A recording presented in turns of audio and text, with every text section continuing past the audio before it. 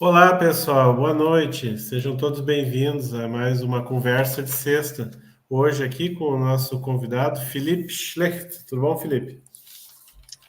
E aí, Rafael, tudo bom? Obrigado pelo convite aí. E vamos lá, É falar um isso pouco aí. da Suíça. A gente que agradece você aqui conosco, Felipe. Antes de mais nada, quero agradecer a participação do pessoal aí via YouTube. A gente está transmitindo ao vivo e também fica gravado, tá? Você vai poder acessar via YouTube e também depois no nosso podcast, lá ah, pelo nosso tocador preferido ali, né? É o Spotify. Você pesquisa lá Negócios Evolutivos, esse é o nome do podcast. E aí você vai encontrar esse episódio de hoje e também os episódios anteriores. Tá bom? Hoje é o vigésima edição do Conversa de Sexta. Oi, Marcelo, boa noite, tudo bem? Já estamos no Boa ar. noite. Legal, obrigado pela participação também, Marcelo, que veio para debater o tema. Então, eu vou fazer uns anúncios iniciais aqui, gente, convidar vocês a acessar a Liderária através dos nossos canais. Eu vou rolar aqui embaixo, ó. Você acessa o nosso site no www.liderario.org. Lá você encontra informações sobre a liderologia e também o nosso calendário de eventos. Para se manter informado, é só acessar o nosso site. Ou então, você acessa no @liderologia nas redes sociais, Instagram, Facebook, YouTube, tá? E lá também você encontra informações rápidas, os últimos eventos e coisas interessantes sobre a ciência liderologia, tá bom? Quero também falar para vocês, o Rodrigo Araújo dando boa noite, obrigado, Rodrigo, pela participação.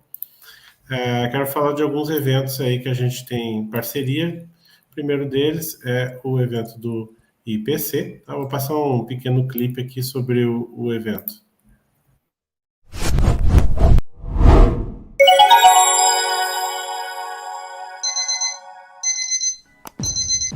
Você se lembra do compromisso assumido no curso intermissivo?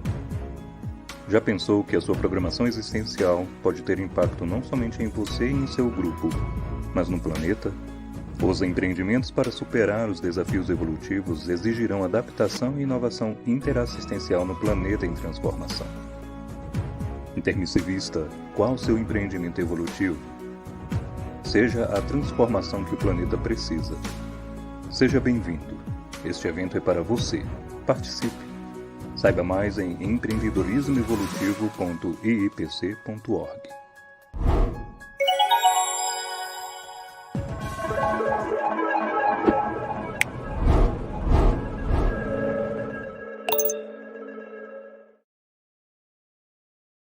Então tá aí o evento do nosso parceiro IPC. Eu agradeço agora aqui a Raquel, tá dando boa noite, direto de Portugal, né? Raquel Neves. Pessoal, participem à vontade aí durante a nossa live, tá? Coloque suas perguntas aí, a gente vai tentar responder a todos, tá? A gente vai divulgar também esse evento, que é a Semana Internacional da AISE, que vai acontecer aí a partir de 12 de agosto, tá? Entra lá no www.aisecons.org para mais informações. E o evento amanhã, tá? Da Conscius, aqui, que é o sexto Simpósio Internacional de Consciência e Metrologia. Evento gratuito. Para mais informações, vocês acessem lá o www.conscius.org.br, tá bom? E com isso a gente vai começar com a nossa tradicional frase da semana, que hoje é a seguinte: automotivação, a rigor, não é entusiasmo pessoal. Do Léxico de Ortopensats, do professor Valdo Vieira. Profundo, né, gente? O Marcelo congelou até ali para falar. Eu estou aqui ainda. Eu estou aqui. O negócio, nós temos que agitar aqui, né? O pessoal, gente, para quem está nos assistindo aí e não sabe, o Felipe e o Marcelo estão com mais 5 horas, é isso, né? Mais 4 horas. Mais 5 4 horas, agora. Felipe. 5 horas para gente. Então, É isso, meia-noite, tá então certo. agora meia-noite 5, é isso? Isso. Exato. Viu? O pessoal é corajoso aí. Obrigado por estar com a gente aí, né? Mas então tá. Eu acho, vamos botar de novo aqui, né? A frase, ó. Frases curtas são sempre mais complexas de analisar, né? Automotivação, a rigor, não é entusiasmo pessoal, né? Porque eu vejo assim, né? O entusiasmo pode ser passageiro, pode surgir por um motivo mais, sei lá, fugaz. Para mim, realmente, ele não tem uma relação direta com ter um automotivo, né? Ter um motivo pessoal para alguma coisa que realmente é importante, né? Para a vida, né? Ou para o Access. Então, eu concordo aí com essa frase. Acho bem interessante ela. Eu acho bem interessante, o professor Valdo ele coloca muito bem, né, nesse aspecto, porque quando a gente observa o entusiasmo, ele pode estar relacionado a alguma coisa, ou alguém, por exemplo, mas a automotivação parte da própria pessoa, né, onde ela vai tirar aquela vontade imensa de realizar alguma coisa, e às vezes não é muito fácil, mas quando ela tem aquela determinação e a automotivação, ela consegue chegar até a realização dos seus propósitos. Sim. A Raquel até comenta aqui, ó, ela coloca que é fazer sem interesse egóico. A motivação não é do ego. Você quer comentar alguma coisa, Felipe?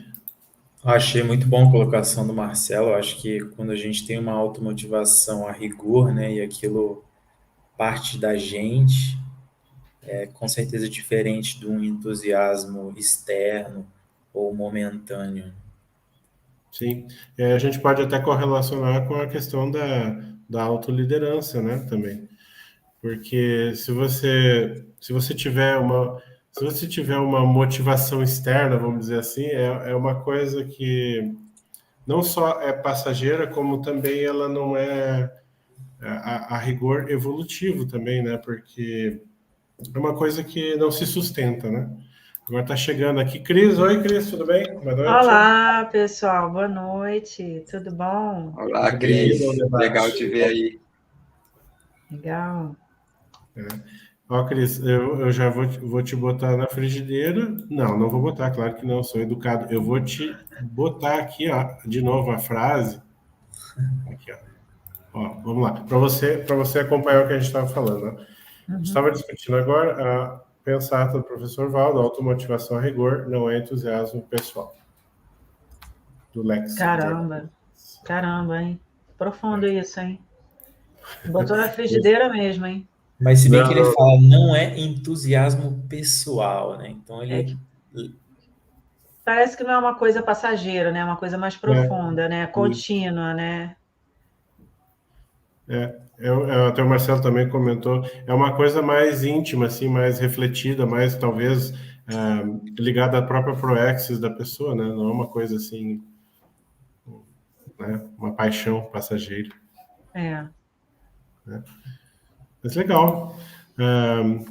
Cris, eu vou deixar à vontade, se você quiser fazer a introdução do Felipe agora, ou quer que eu faça? O que você acha? Eu tenho aqui o texto que ele passou, né?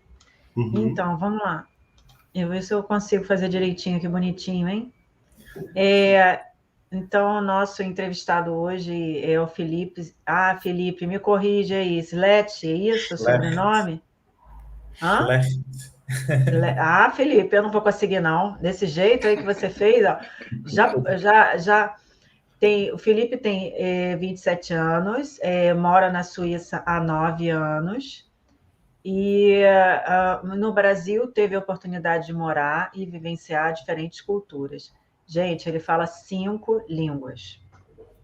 É formado em carpinteiro na Suíça, atua como colaborador para otimização operacional da empresa em que trabalha. E está fazendo uma especialização em mestre de obra em carpinteiro. E o Felipe fala aqui que ele se caracteriza, né, Felipe, como empreendedor da própria vida. Eu achei isso o máximo quando eu li, viu? Eu li um pouquinho antes de entrar, assumindo os desafios de aprender novas línguas, muito legal mesmo, vivenciar novas culturas, modificar hábitos, né, os hábitos, né, e a personalidade, né, Felipe, as reciclagens, né, E é isso, ele coloca algumas outras coisas aqui, mas a gente não vai falar tudo, que senão a gente já conta tudo de uma vez só e é legal a gente fazer o nosso bate-papo. Eu queria só ressaltar uma coisinha ali, que ele também se qualifica como um nômade consciencial, só para o pessoal que está nos assistindo também ter essa visão e poder perguntar as coisas que gostariam, né? Também sobre o Não, Felipe e sobre o tema dele. olha, eu já tenho pergunta, não sei vocês, tá? Pode Quando ele começar fala- então, Cris. Não, a primeira curiosidade é a seguinte: 5 línguas, como é que você fez para aprender e quais são as línguas que você aprendeu? Então, acho que isso das línguas foi um processo bem natural. Eu acho por ter a possibilidade de ter escutado várias línguas quando eu era pequeno. Meu pai, que é suíço, né, escutado o alemão, o suíço-alemão, que já é uma língua um pouco diferente também, é um dialeto. O francês também, pela parte do meu padrinho, padrasto. Então, acho que isso talvez me trouxe uma certa facilidade para associar as línguas e falar, né?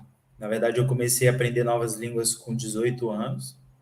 Então, eu vim para a Suíça e tive a oportunidade de morar numa região onde fala o francês e o alemão.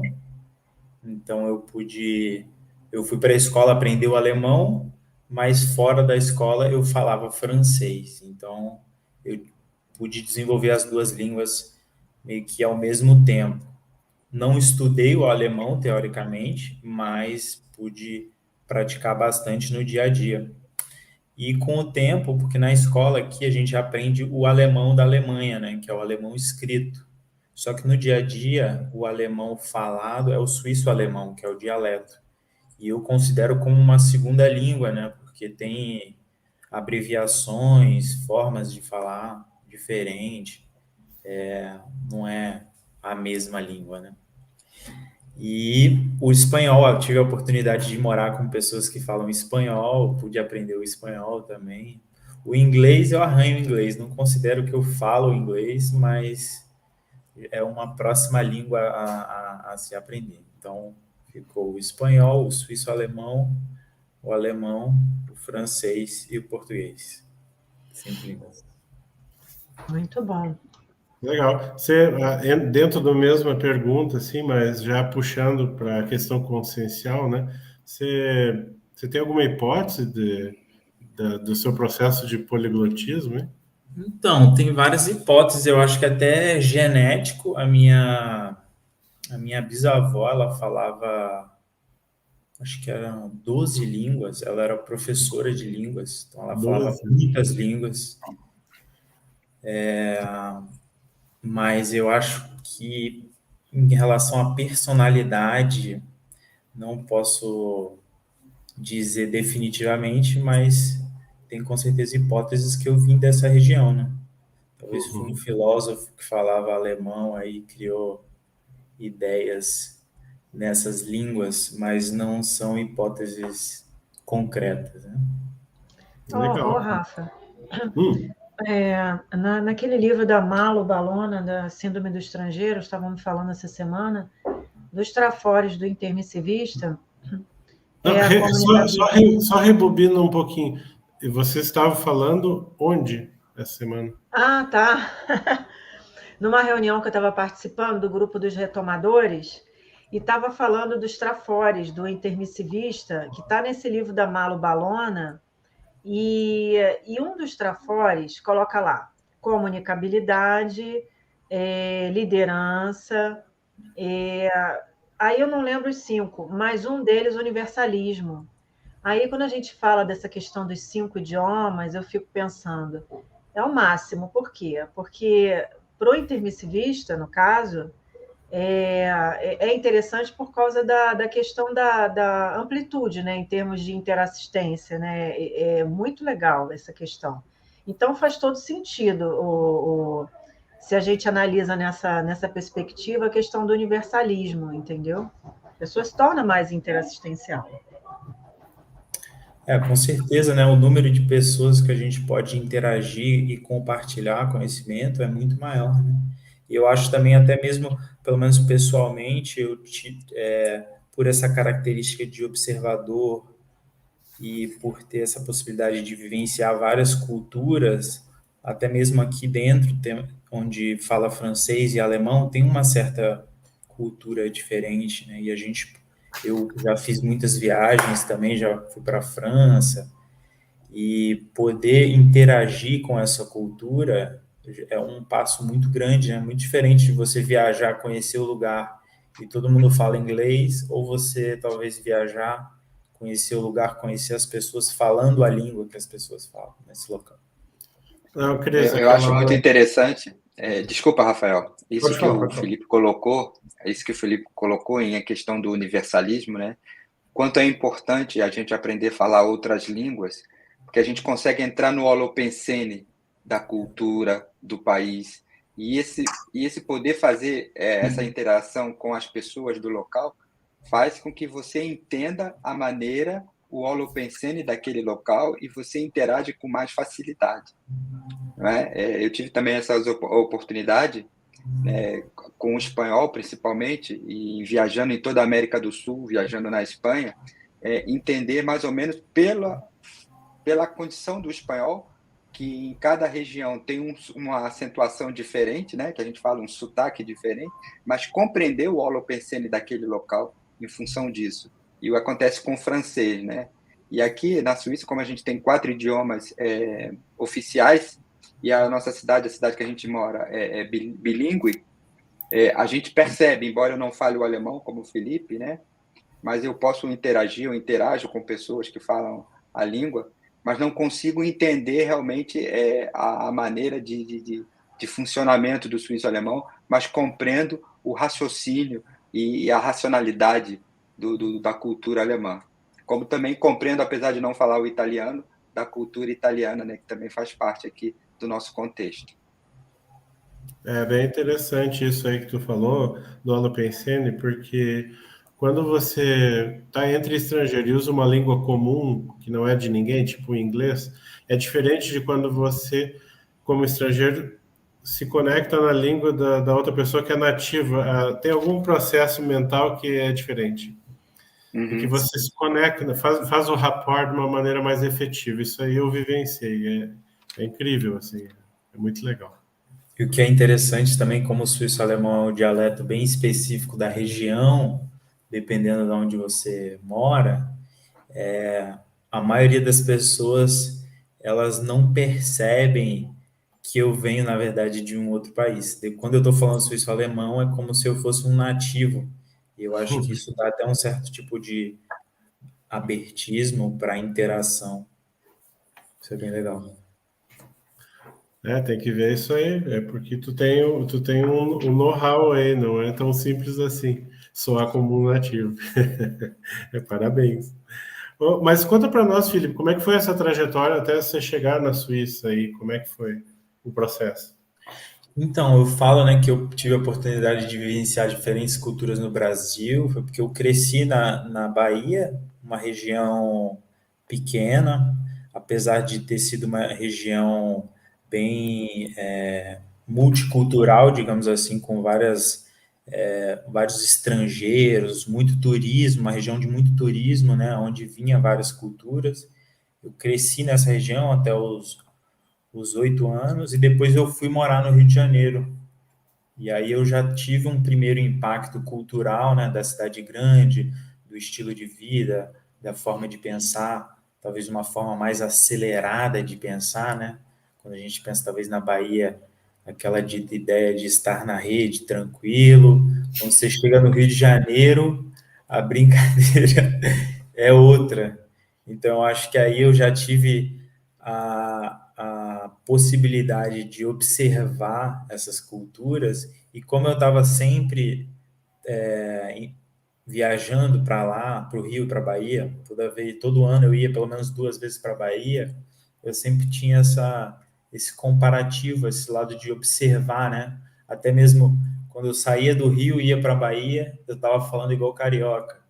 E aí o pessoal lá brincava comigo. E aí quando eu voltava da Bahia, ia para o Rio de novo, eu estava falando igual baiano.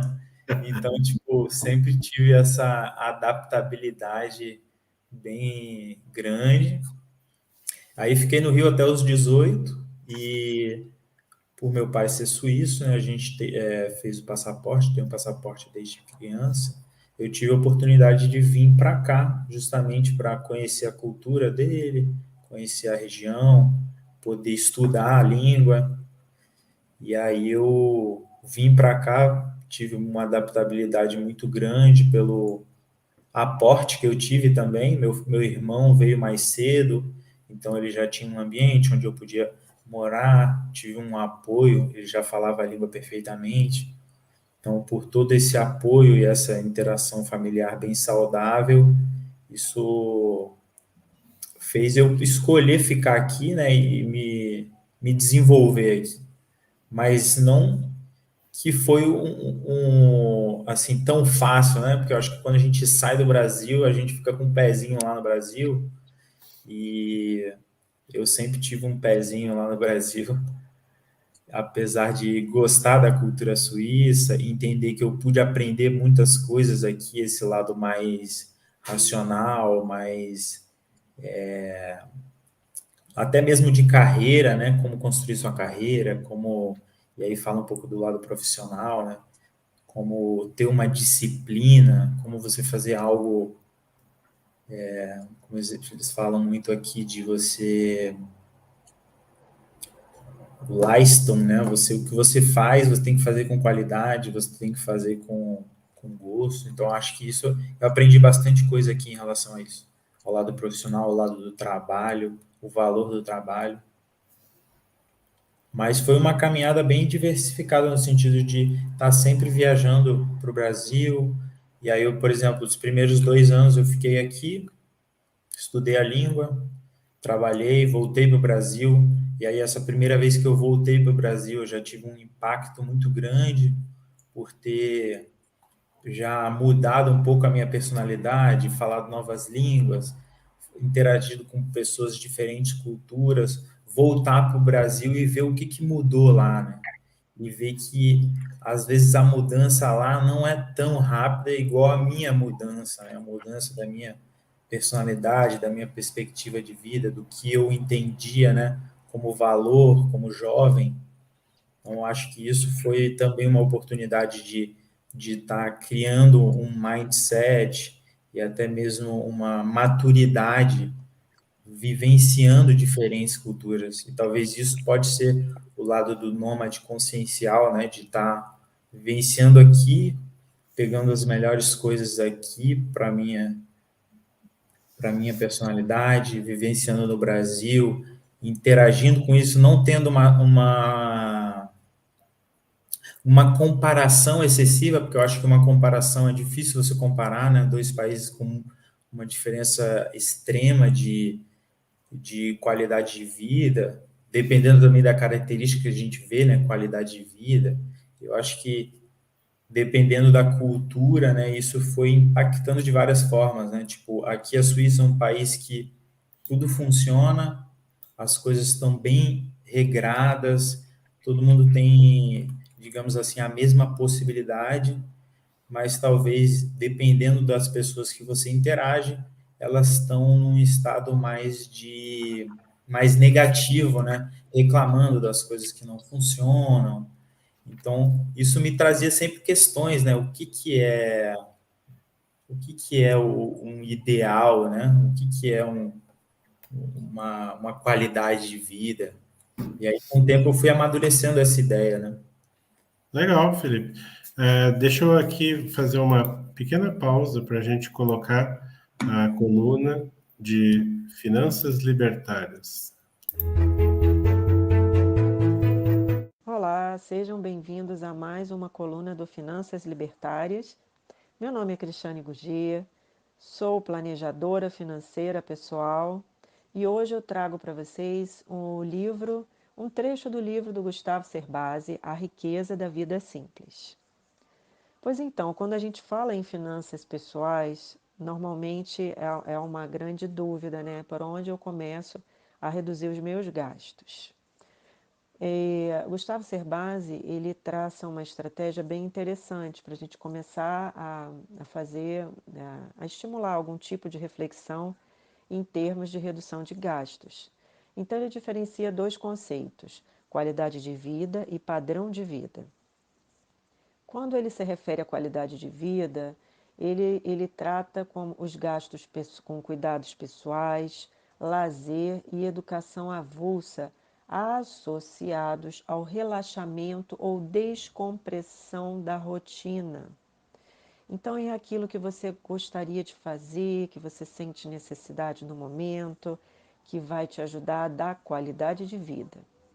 E o padrão de vida, ele diz que são os gastos inevitáveis. Então, um exemplo bem claro são os gastos com moradia, saúde, transporte, segurança e alimentação. A sugestão dele é focar no padrão de vida e tentar entender onde você pode reduzir e ampliar, visando ampliar, na medida do possível, os gastos em termos de qualidade de vida. Por quê? Porque a ideia é, à medida que você começa a fazer algo que te traz mais prazer, você vai ser mais produtivo no seu dia a dia. Então, essa é a mensagem de hoje. Eu espero ter contribuído com a reflexão de todos e até a próxima coluna do Finanças Libertárias. Obrigada.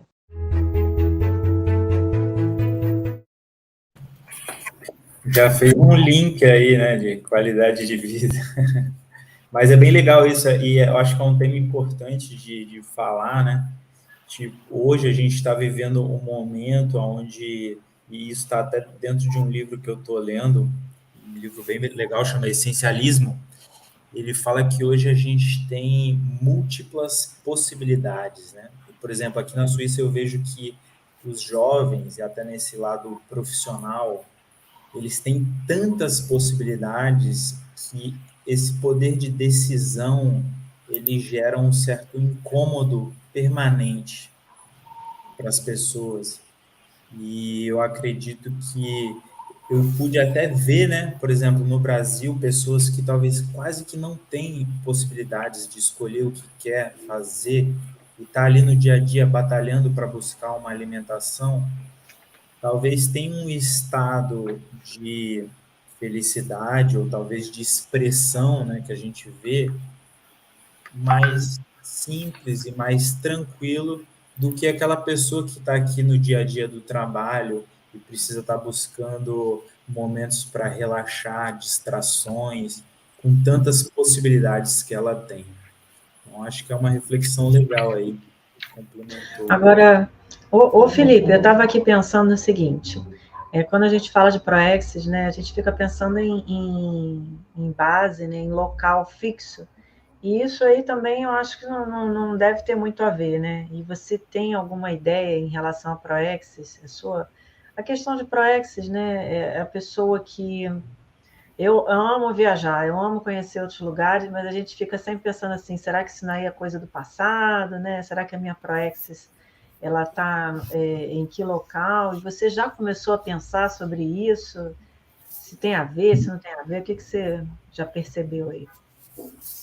Então, eu acho que, querendo ou não, a ProEx, ela tem a ver com aquilo que a gente gosta e aquilo que a gente se sente bem em fazer, né? Às vezes eu, pessoalmente, já me fiz muita pressão achando que a ProEx é algo, não, eu tenho que fazer isso, e aí e é dentro dessa linha, dessa forma, e algo que me gere talvez muito estresse, né, para buscar. Então, eu acho que, na verdade, ela é mais um flow, isso está dentro daquilo que você já faz, das suas habilidades, daquilo que você gosta de fazer. Claro que tem desafios e a gente vai precisar encarar situações, vai precisar desconstruir hábitos para aperfeiçoar a nossa ProEx, mas eu acho que ela tem a ver com aquilo que a gente gosta de fazer. E eu sempre gostei de viajar, tipo, os últimos anos eu viajei bastante, ficava meio ano aqui na Suíça trabalhando, ficava meio ano no Brasil, mas agora eu estou num momento que eu estou pensando mais no futuro, estou pensando mais em planejamento da minha vida num sentido mais de longo prazo. Então, acho que eu pude amadurecer um pouco mais esse lado jovem, e talvez eu penso mais agora no que eu quero fazer quando eu tiver 40 anos e não quiser mais trabalhar de carpinteiro e quiser viajar o mundo, por exemplo, talvez conhecer outras culturas, aprender novas línguas, né? Então, eu preciso me qualificar agora para lá na frente eu ter mais possibilidades e, naturalmente, terei mais gastos, né? Porque eu acho que quando mais a gente amadurece e envelhece, a gente tem talvez uma necessidade até mesmo fisiológica para um conforto maior. Então, eu acho que é importante pensar nessas características, mas viajar sempre vai ser algo que vai estar presente na minha vida. Tem plano de saúde, essas coisas, fica mais velho. Exato. Se tiver filhos, né? Se não tiver, mas se tiver filho, tem outro nível de gastos aí. Não, filhos, deixa pro pessoal que quer ter, né? Mas sempre tem consultores financeiros aí, tipo a Cris, aí para ajudar também, né? Isso. Então, mas tu falou de profissão, como é que foi a escolha da tua profissão de carpinteiro? Conta um pouco para nós. Então, eu desde pequeno, já desde os 6 anos de idade, eu até mesmo mais novo, eu sempre estava lá no meio do meu pai, com ele trabalhando, mexendo, consertando moto, construindo a caravana dele, ou se não lixando uma tábua, eu sempre estava ali no meio, já tive até alguns acidentes bem novo assim em relação a isso. Mas sempre tive interesse de estar trabalhando com as mãos, né? Estar fazendo algo prático. E eu sempre percebi que quando eu faço algo que eu consigo visualizar o que eu fiz, isso me traz uma satisfação também muito grande. Mas quando eu cheguei aqui, inicialmente eu não tinha certeza, né? Vou fazer isso. Mas pelo próprio sistema em si, ele disponibiliza, eles têm um centro de informação de profissão, onde você pode acessar um profissional que vai te ajudar por diferentes características, é tipo um coach que vai te direcionar para aquilo que você quer fazer. Então, para mim, eu tinha algumas coisas que era trabalhar em locais diferentes, ter uma movimentação, estar fora, ver o que eu faço, né? Então, tudo isso foi criando características para selecionar um certo tipo de profissão. Aqui a gente, dentro dessa área, né, que é o treinamento profissional básico, a gente tem mais de 180 profissões para serem escolhidas. E ali veio muito para mim essa parte do carpinteiro, marceneiro, paisagista. E aí você tem sempre a possibilidade de fazer uma semana de teste, né? Você vai numa empresa e fala, eu quero ficar uma semana aqui e ver como funciona assim, essa profissão.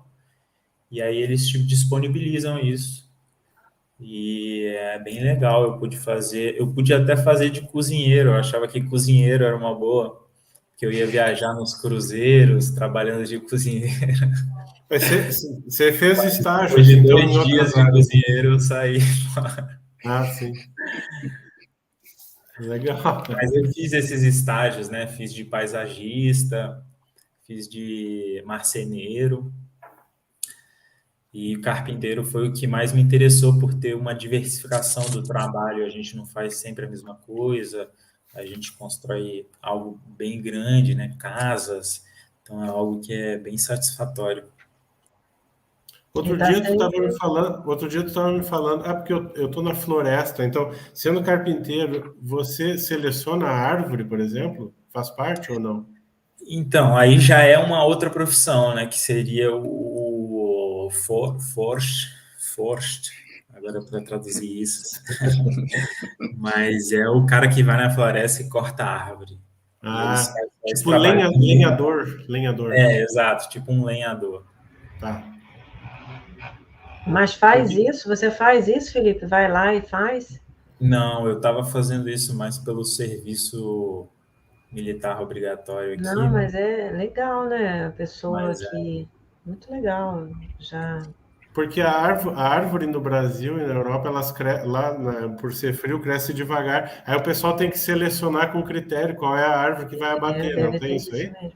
Mas com certeza a gente aprendeu isso, né? A época que tem que tirar a árvore, quais são as árvores para utilizar em qual momento certo. Isso tudo estava no nosso material teórico de aprendizagem. Legal. E aí, Marcelo, você está quieto aí? Não, eu estou ouvindo aqui as exposições do Felipe, acho que é muito interessante, né? Porque eu já estou aqui há mais tempo do que ele, só que eu cheguei numa outra situação, já cheguei com mais idade e não fiz essas formações, né? Mas aí vamos dizer que foi sorte, entre aspas, né? Eu consegui alguns trabalhos e tudo que eu pude aprender, eu aprendi dentro do trabalho. E é interessante ver porque ele tem uma carreira, ele tem uma formação e aqui na Suíça essas formações são muito valorizadas. Ele, com alguns anos de trabalho, vai estar aí com um salário assim bastante adequado para a profissão dele. Legal. E uma curiosidade que eu tenho, trabalhando assim bastante com madeira e tal, você acha que isso ajuda nas sinaléticas ou na sensibilidade ou no desenvolvimento das bioenergias? Tu vê alguma correlação ou não? Olha, te falar que no início, quando eu comecei a estudar, né, eu até achei, caraca, será que eu estou fazendo algo incoerente aqui, né? Porque eu estou trabalhando com a madeira, a gente está arrancando a madeira, né? Mas querendo ou não, a madeira é um dos melhores materiais para se construir, né? É algo, como eu falo assim, Ele é muito versátil, pode né? sempre plantar, né? Você pode sempre plantar mais para tirar, então, tipo, tem uma certa coerência dentro desse tipo de construção. Até o clima, né? O clima que você pode gerar dentro da casa, um ambiente mais agradável em relação ao concreto. Mais específico em relação à interação energética, eu não tive práticas assim direcionadas a isso, né? Mas eu vejo que o ambiente de trabalho, ele sempre é um laboratório, né, independente da área, é um laboratório para estar fazendo esse tipo de prática, né, entendendo qual a interação energética, principalmente quando a gente está num ambiente de bastante estresse no dia a dia. É claro, eu te falo assim porque, por exemplo, o meu pai, ele é marceneiro, né? Então, tem uma certa relação aí, marceneiro robista, né? Com uma certa relação aí com a carpintaria. E o ambiente, claro que tem as energias conscienciais, que são predominantes sempre, né, do ambiente, mas tem as energias tem energia imanente, tem energia da madeira, que por ser um elemento natural ali, normalmente ele deixa mais homeostático também. Esse bem-estar eu acho que tem a ver com esse processo energético natural, né? Se comparar concreto, aço com madeira. Faz sentido, acho que faz sentido sim. O que eu percebo é mais a sincronicidade em relação ao trabalho em si, né? Quando eu estou trabalhando com madeira, eu vejo que ela às vezes até se molda sozinha dentro daquilo que eu estou fazendo, né? Você talvez está procurando um tamanho específico, aí o tamanho está ali. Então, acho que tem umas conexões assim que pode ter relação com isso. Bacana. Mas vamos migrar um pouquinho agora. A gente falou, o pessoal conheceu um pouco mais o Felipe. E me fala um pouco sobre o tema que tu trouxe hoje aí. Tá. Então, o que eu trouxe, o que eu quis trazer com esse tema é estar explorando um pouco as múltiplas possibilidades que o sistema de profissionalização suíço disponibiliza. Claro que aqui na Europa tem sistemas semelhantes, mas em específico na Suíça a gente tem uma linha de crescimento, digamos assim, que você pode escolher um caminho e que esse caminho ele não necessariamente vai se fechar para uma continuação nos seus estudos, né? Então, você sempre tem uma conexão ou um nível a mais a alcançar e aquilo pode te levar a um outro caminho específico, né? Por exemplo, os jovens terminam a escola aqui com 15 a 16 anos, em média, que a escola obrigatória são 11 anos, né? No caso, até os 15, 16, às vezes até jovens com 14 anos já terminou a escola obrigatória, e aí eles começam já na própria escola, eles já têm um certo apoio para escolher qual caminho, né? E aí você tem 2 direções, que é esse treinamento profissional básico, e você tem a escola de educação geral. Esse treinamento de profissional básico, como eu falei, né, ele tem 2 caminhos, que é o certificado profissional federal, que é um certificado mais baixo, você faz 2 anos, pode ser dentro da linha de carpinteiro, só que é um pouco menos qualificada. Isso depende do seu conhecimento, no caso geral, em relação à matemática. Você pode escolher só fazer essa de 2 anos e você tem o certificado federal de conhecimento. Essa foi a tradução que eu consegui. Mas esse certificado federal de conhecimento, ele já é reconhecido para você poder continuar. No caso, esse primeiro de 2 anos, você pode fazer esse federal de conhecimento com menos tempo. E nessa linha de profissão manual, técnica, administrativa ou de serviço, a gente tem mais de 180 profissões, né? E aí está dentro da construção, educação, social, gráfica, engenharia elétrica, veículo, hospitalidade, diversas áreas, né? Saúde, arte, aí tem madeira, tem tecnologia da informação, metal, maquinário, alimentação, natureza, planejamento, construção, beleza, esporte, venda, tráfego, diversas áreas. E ao lado você tem a linha que seria mais a escola de educação geral, que são as pessoas que talvez pensam mais em fazer a universidade, não quer entrar diretamente no mercado de trabalho, né? Porque a outra linha você já entra diretamente no mercado de trabalho, você tem um contrato diretamente com a empresa e essa empresa te disponibiliza a possibilidade de ir para a escola. No caso, você tem 3 segmentos, né? Você vai na escola, você vai no... Eu trabalhava 4 dias e 1 dia na escola. E a cada 3 meses eu tinha um curso especializado, talvez para mexer nas máquinas, que é um outro centro, né? Então, você tem sempre essas 3 conexões, que é o que você aprende como aprendiz no trabalho, o que você aprende na escola e os cursos que você tem a mais nesse centro de profissão. Agora, Felipe, esses cursos são todos, assim, gratuitos? Como que é isso? Então, como você entra no mercado... Segura um pouquinho, Felipe, segura um pouquinho que agora está na hora da coluna Empreender de Propósito. Olá, esse é o Minuto Empreender de Propósito e hoje vamos falar sobre alguns dados do empreendedorismo no Brasil. Global Entrepreneurship Monitor é um estudo global mantido por entidades ao redor do mundo, como o Banco Mundial, London Business School e no Brasil representado pelo Sebrae. De acordo com o estudo, 25% da população mundial está empreendendo, e no Brasil esse número sobe para 38% dos brasileiros, abrindo o próprio negócio. Segundo o estudo, 42% dos empreendimentos dirigidos por homens têm como principal objetivo construir riqueza, enquanto 53% das mulheres empreendedoras querem fazer a diferença no mundo. Pesquisa divulgada pelo portal Yahoo Finanças aponta que 59% dos jovens já desejam abrir a própria empresa. Entre os principais motivos, 34% dos jovens disseram que querem mudar o mundo e 32% querem ter uma vida mais equilibrada entre trabalho, lazer e bem-estar. Segundo dados do Sebrae, durante a pandemia, 46% dos empreendimentos com mais de 3 anos fecharam as portas.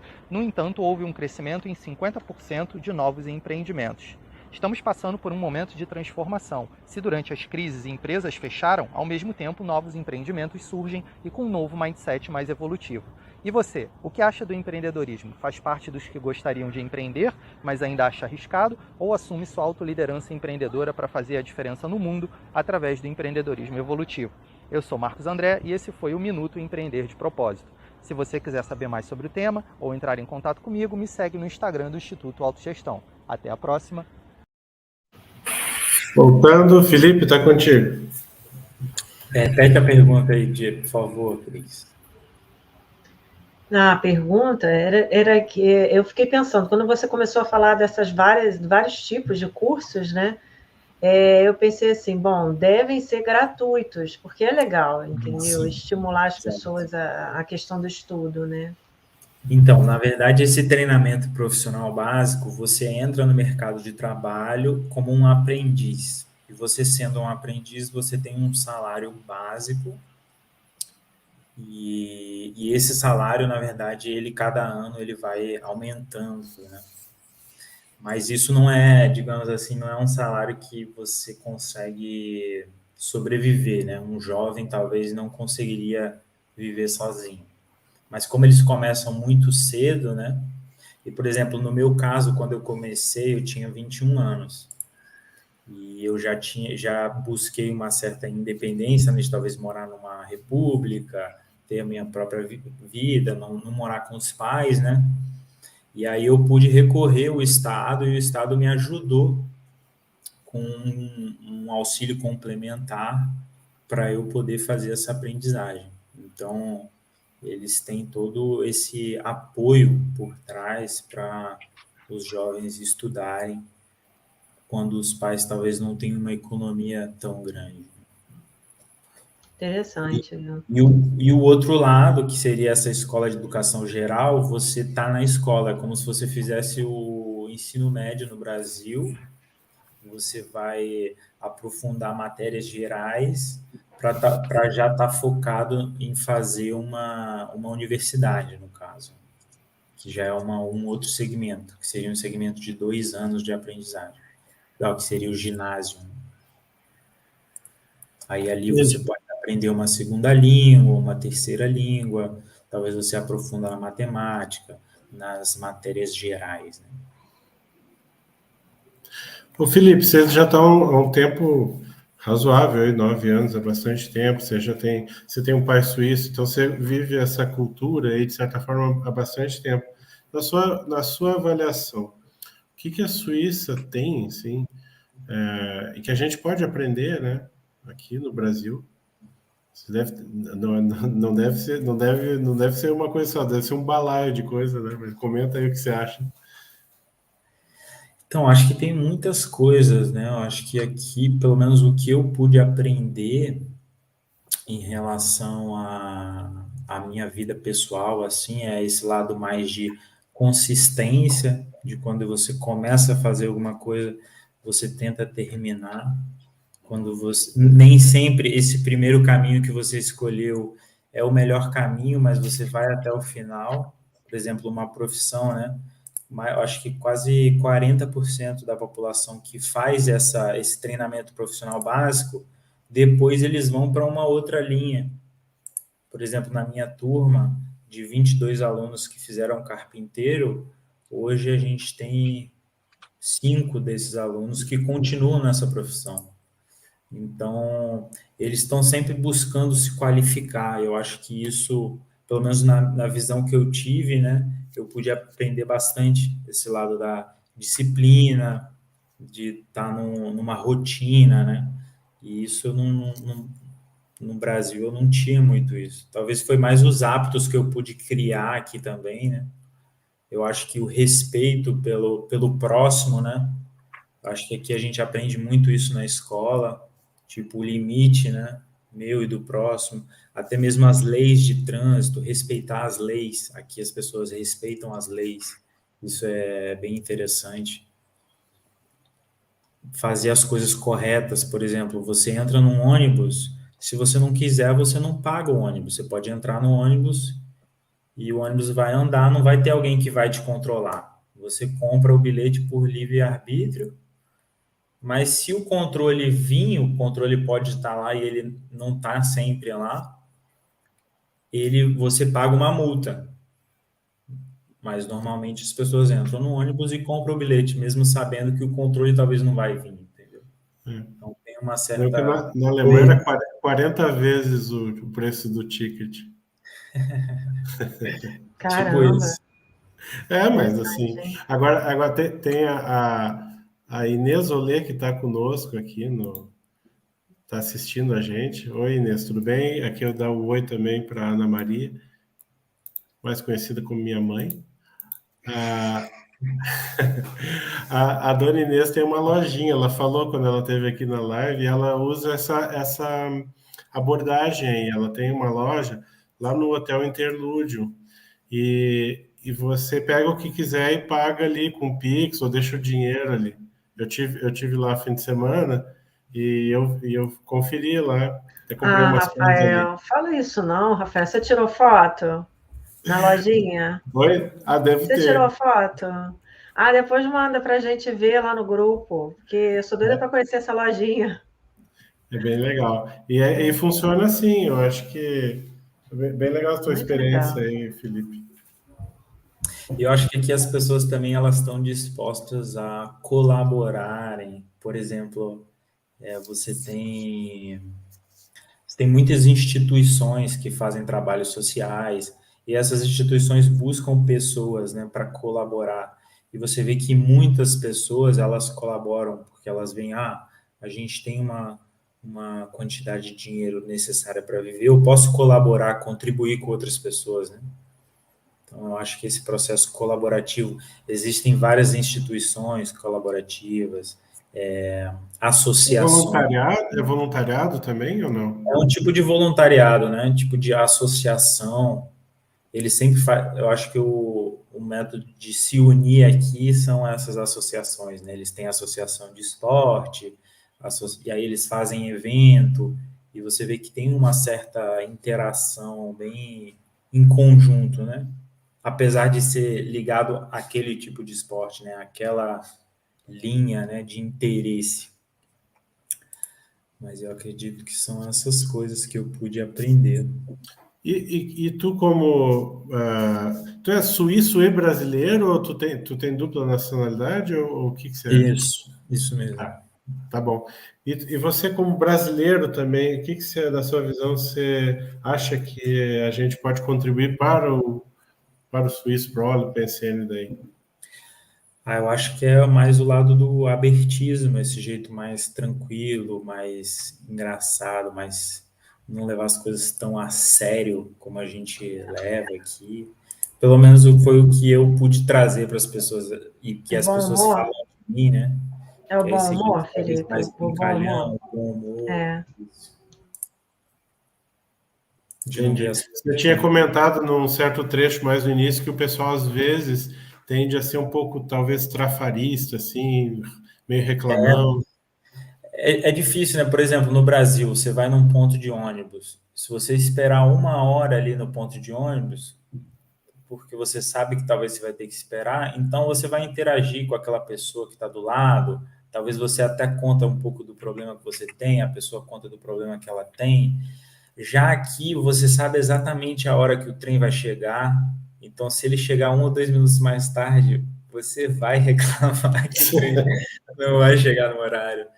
E, infelizmente, né, eu acho que é uma coisa de hábito. Eu percebi que durante os anos eu acabei criando esse hábito, né, por conviver com esse Holopensene.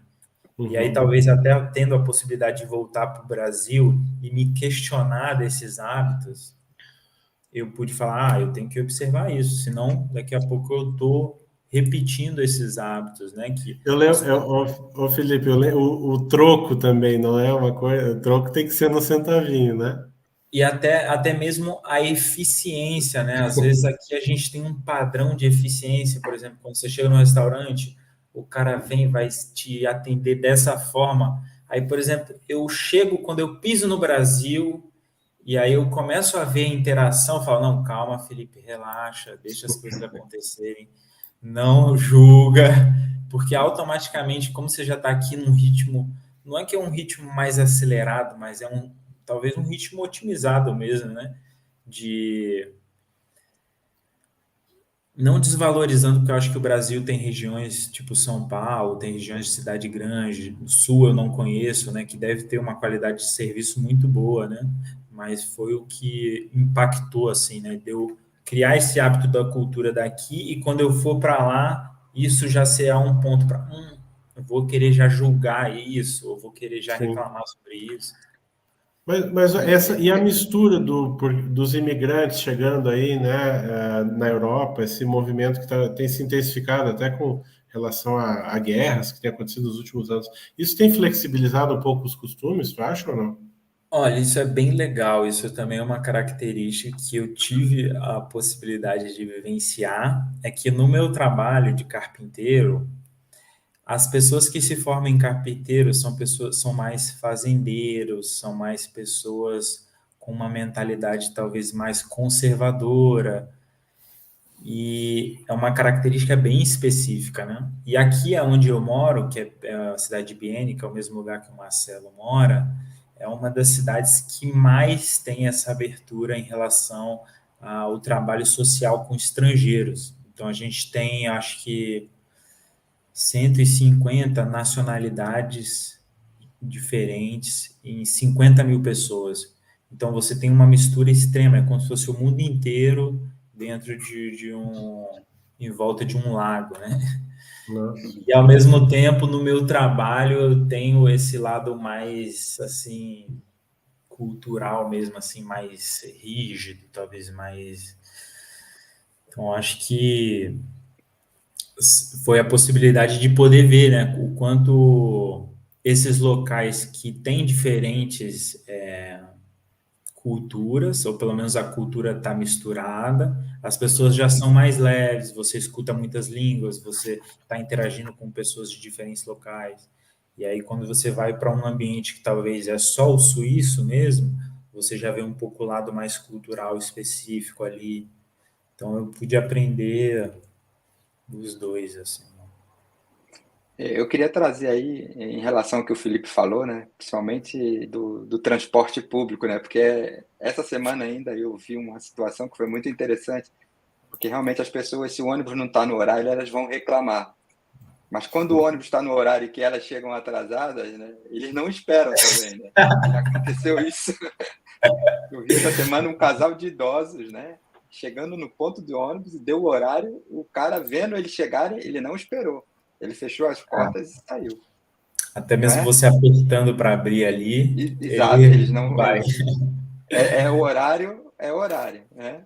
E outra situação que o Felipe trouxe, né? Eu trabalho numa empresa que ela é suíça, e realmente nessa empresa que eu trabalho, a gente tem bastantes etnias diferentes. Eu tenho a oportunidade, a gente utiliza uma língua só, que é a língua francesa, mas são várias nacionalidades ali, de países, de pessoas e culturas, e é interessantíssimo você trabalhar num ambiente como esse, onde você tem a oportunidade de interagir com outras culturas, discutir temas que é comum a todos, mas com visões diferentes. Eu acho que o processo do universalismo ele fica bem expandido nessa situação. E é uma empresa que tem aí aproximadamente 10 mil empregados, né? Ela tem uma sede em Bienne e outra sede em Genebra. E é muito interessante, né? E eu diria que tem ali, somente onde eu trabalho, né? Nós temos ali aproximadamente 3 mil a 4 mil empregados. Eu diria que 60% é de estrangeiros. Legal. A gente está chegando, foi rápido aqui, né? Nem falamos quase nada. Vai ter que voltar aqui, Felipe, mais outras vezes. Mas a última pergunta para você, Felipe, é o seguinte: você acha, assim, como uma consciência singular, o que você acha que você veio dar de contribuição, assim, única aí para nós todos aí? Então, eu acho que dentro da interação que eu tento ter no meu dia a dia com as pessoas, eu acredito que eu tento cada vez mais ampliar um pouco, ter uma visão diferente daquela que a gente tem, né? Ou pelo menos poder visualizar um ângulo diferente daquilo que a gente vê.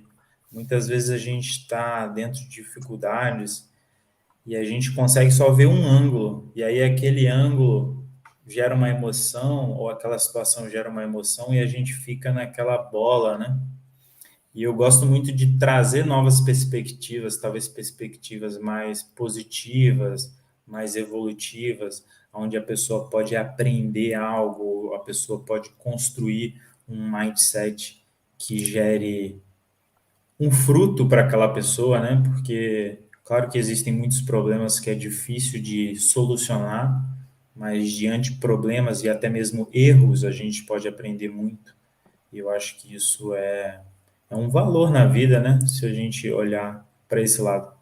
Eu acho que isso é um princípio meu, assim, eu gosto muito de interagir com as pessoas nesse sentido. Legal. Antes da gente se despedir, eu vou passar para vocês um convite aí. Eu convido vocês a assistir aí o clipe do Clube do Livro.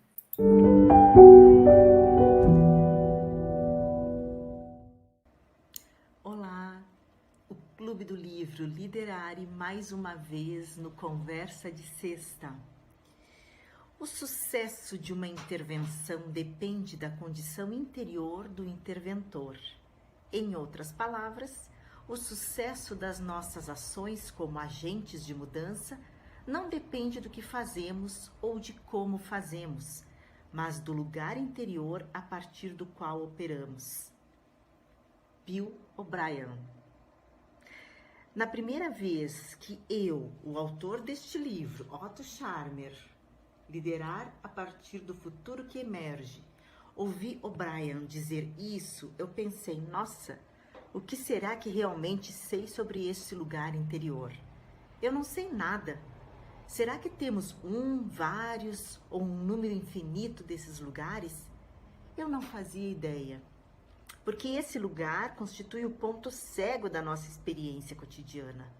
Somos capazes de observar o que fazemos e como fazemos, mas a qualidade da fonte ou do lugar interior a partir da qual operamos no agora tende a se manter fora do alcance da nossa observação, atenção e conscientização normais. O que fazer com esse insight? Sugestão de leitura: Liderar a partir do futuro que emerge, de Otto Scharmer.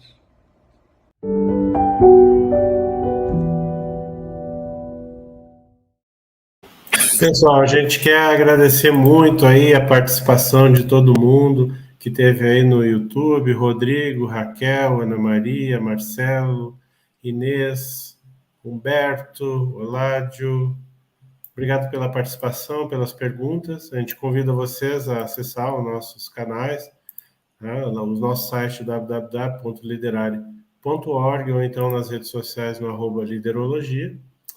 E é isso aí. Felipe, muito obrigado por ter aceito o convite, por vir aqui conversar conosco. Obrigado, Marcelo e Cris também. Valeu, Obrigada, Rafa. Felipe, Marcelo. E até a Valeu, próxima, pessoal. hein, Felipe? Obrigado aí pela oportunidade. Pode me chamar aí, que é um prazer estar aqui interagindo com vocês. Tchau, tchau. Um Tchau, abraço, gente. pessoal. Valeu, Márcio.